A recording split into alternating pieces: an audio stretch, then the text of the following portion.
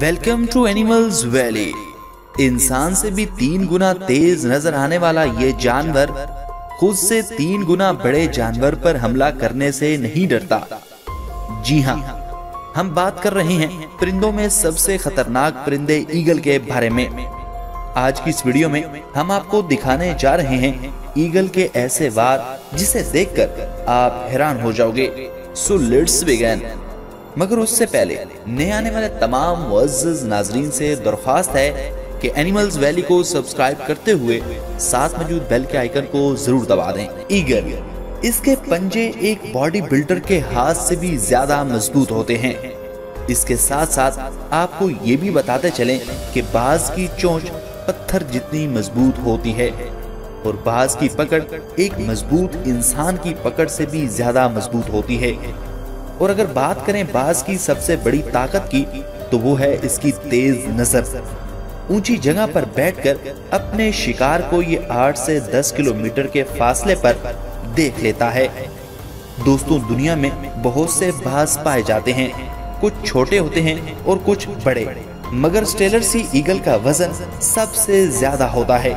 इसका वजन 6 से 7 किलो तक होता है। दोस्तों, अब बात करते हैं बाज के हमलों की।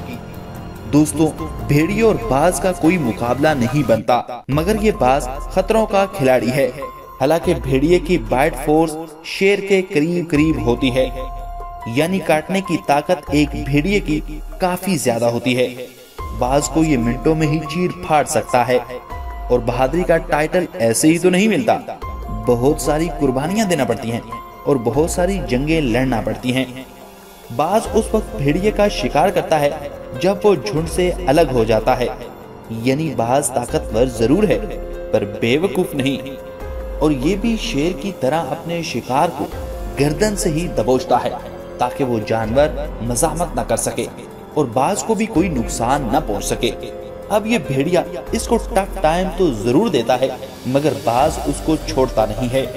आखिरकार ये भेड़िए को मौत के घाट उतार देता है और वहीं पर बैठकर इस भेड़िए को चीर फाड़ कर खाना शुरू कर देता है। दोस्तों, अब बात करते हैं ईगल वर्सेस रैबिट।